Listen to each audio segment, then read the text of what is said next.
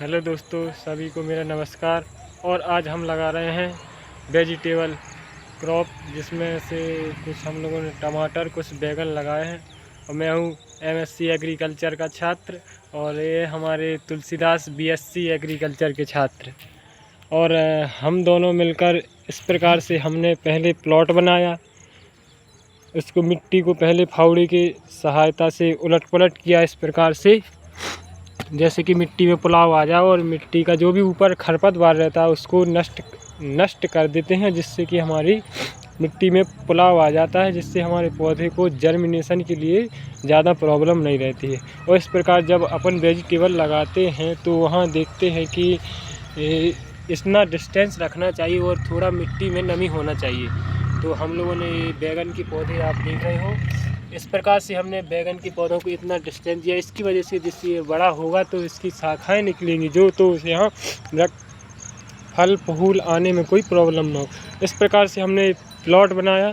और हमारे बीएससी के छात्र तुलसी हरवार, जो कि इस प्रकार से बहुत होनहार छात्र हैं, और वो इस प्रकार से वेजिटेबल लगा रहे, खुरपी की सहायता से एक प्रकार का गड्ढा करके उसमें पौधा लगा रहे हैं। और हम आपको दिखाते हैं, इस प्रकार से ये उन्होंने पौधा लिया और इस प्रकार से हमने पौधे को लगाया। अब इसके बाद हम लोगों ने इतना पौधे लगाए, और इस प्रकार दिखाते, ये मिर्च के पौधे हैं। इसी प्रकार हम लोगों ने इस प्लाट पहले बनाया था, प्लाट बना के फिर इसमें मिर्च के कुछ पौधे को लगाया। और इस प्रकार देखिए आप, जब भी मिर्च के पौधे लगाते हैं तो डिस्टेंस होना चाहिए। यदि हम फसलों में डिस्टेंस नहीं देंगे, मतलब दूरी नहीं देंगे, तो उनकी पैदावार अच्छे से नहीं होती है। तो हम लोगों ने पहले यहाँ फसलों को लगाया, और इस प्रकार से फसलों में जैसे भी कोई भी फसल लगाते हैं, वेजिटेबल हो या कोई भी रबी की खरीफ की, डिस्टेंस एक होता है। यदि हम डिस्टेंस नहीं लगाते हैं तो प्रॉपरली हमें पैदावार अच्छा नहीं मिलता। तो देखिए हम लोगों ने यहाँ प्रॉपरली दूरी दी है।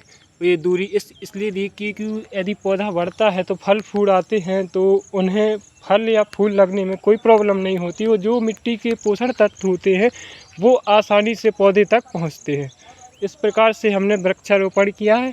इसके बाद हम इसमें पानी डालेंगे, और पानी डालेंगे जिससे ये अपना जड़ जो पौधे की उखड़ जाती है, तो वो ठीक तरीके से ज़मीन में उसको रुपाया जाए। इस प्रकार से यदि हम पानी नहीं डालेंगे तो हमारा पौधा मर जाएगा।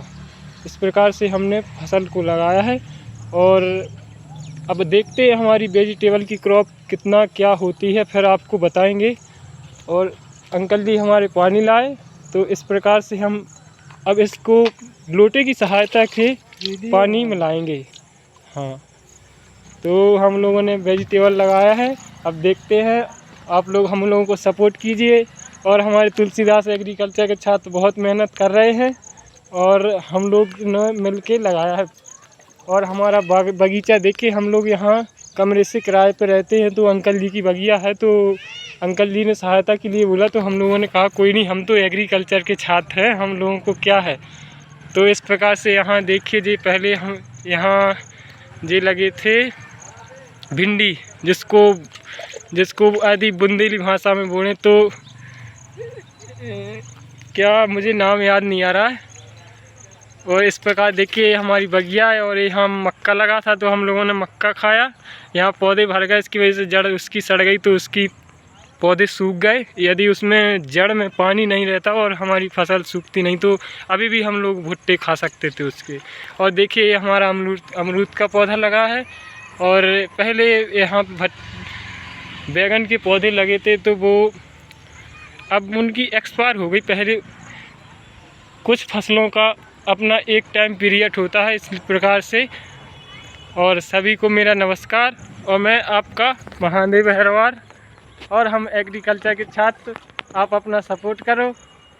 और हमारे तुलसीदास और हमारे अंकल जी पानी डाल रहे हैं, क्योंकि पौधों को पानी बहुत ज़रूरी होता है।